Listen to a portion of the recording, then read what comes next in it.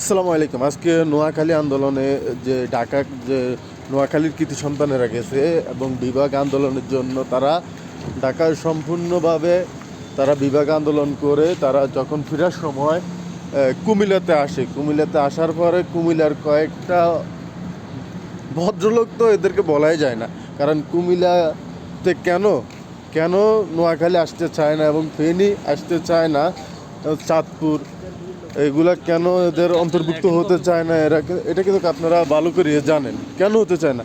তারা আবারও প্রমাণ করে দিছে তারা কেমন। তারা নোয়াখালীর কৃতি সন্তানদের গায়ে হাত তুলছে, তাদের ওই জায়গায় বাস আটকাই, তাদেরকে মারধর করছে এবং কি তাদেরকে গালাগালি করছে। এই ভিডিও ক্লিপগুলো কিন্তু ভাইরাল হয়ে গেছে, আপনারা দেখছেন। এই যে যে গালাগালিগুলো করছে এটা কিন্তু ঠিক করে নাই, ঠিক আছে। এখন তারা কিন্তু আন্দোলন যখন করছে, গতকালকে আন্দোলন করছে, আন্দোলনের সময় তারা নোয়াখালীরে অনেক রকমের গালাগালি করছে, অনেক কটূক্তিকর কথা বলছে। এটা কিন্তু আপনারা সবাই শুনছেন।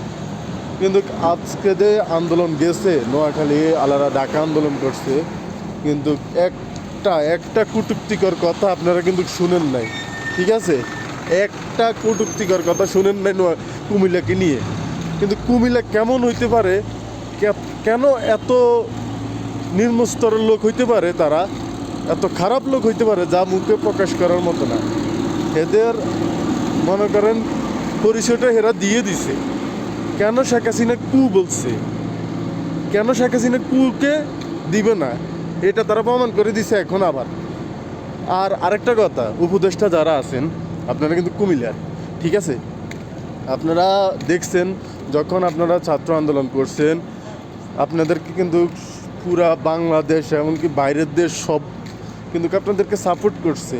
যখন আপনাদেরকে এভাবে পুলিশে ব্যারিকেড দিছে, আপনাদেরকে আটক করছে, মারধর করছে, আপনাদের সাথে কিন্তু পুরা বাংলাদেশ এমনকি পৃথিবীর বাইরে যত মানুষ আছে পৃথিবীর মধ্যে, দেশের বাইরে, নোয়াখালীর বাইরে বা বাংলাদেশের বাইরে, ইউরোপ, আমেরিকা, সবাই কিন্তু আপনাদের জন্য কান্না করছে। আপনাদেরকে আপনাদের যখন আন্দোলন মিছিল এগুলো কিন্তু যত সম্পূর্ণ হয়, পুরো দেশের মানুষ আপনাদের কিন্তু সাপোর্ট করছে। এখন আপনারা কিন্তু ভুলে গেছেন আপনারা কোন পর্যায়ে এই জায়গায় গেছেন, এটা কিন্তু আপনারা এখন ভুলে গেছেন। আপনাদের স্বার্থ যখন আসছে তখন বলছেন শেখ হাসিনা খারাপ, শেখ হাসিনার স্বার্থের জন্য ছাত্রদেরকে হত্যা করছে। এখন যখন নিজেদের উপরে আসছে আপনারা কিন্তু সেম কাজটাই করতেছেন। আপনাদের স্বার্থর জন্য আপনারা কিন্তু বাস আটকাইছেন, আমাদের নোয়াখালীর মানুষদেরকে মারছেন।